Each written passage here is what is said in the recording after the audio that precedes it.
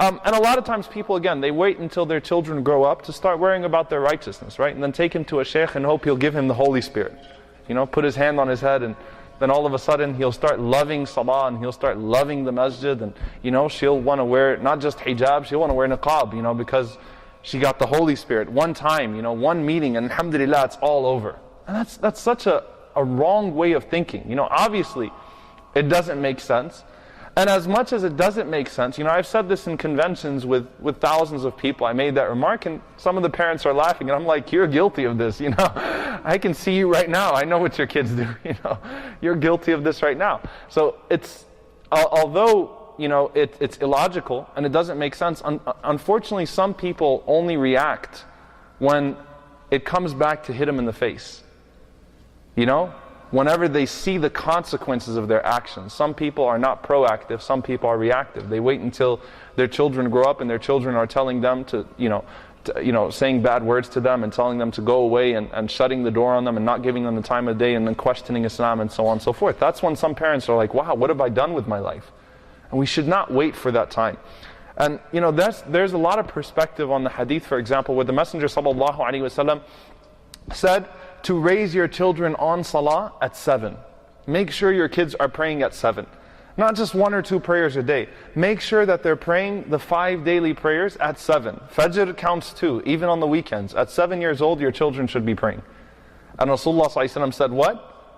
And at the age of 10, then you need to discipline them physically. The Prophet ﷺ was not telling the Sahaba, you know, if your kids aren't praying at 10 years old, go smack them around. Actually, the perspective of this hadith is that a lot of people react with the hand in the first place, right? They start slapping right away when their kids aren't praying.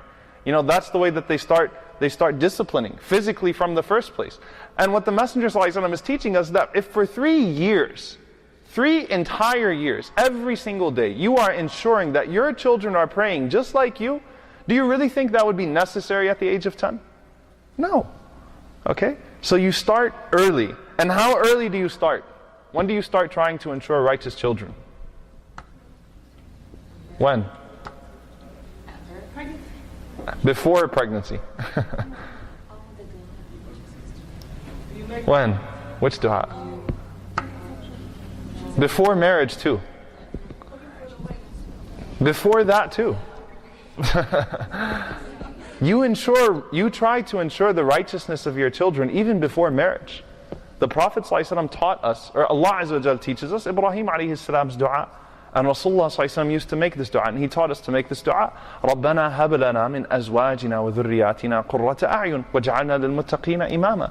Oh Allah, grant us from our spouses and our offspring the coolness of our eyes, and make us imams for the muttaqeen, make us leaders of the muttaqeen. So there's that. And you know what else? The way that you treat your parents. That's also a way of ensuring the righteousness of your kids, because what goes around comes around.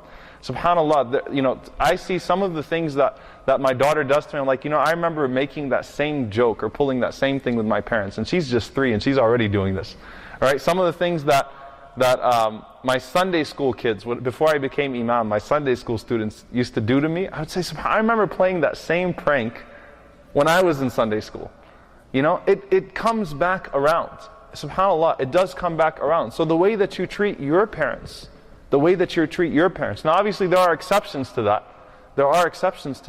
But generally speaking, you will see some of it. If you look close enough,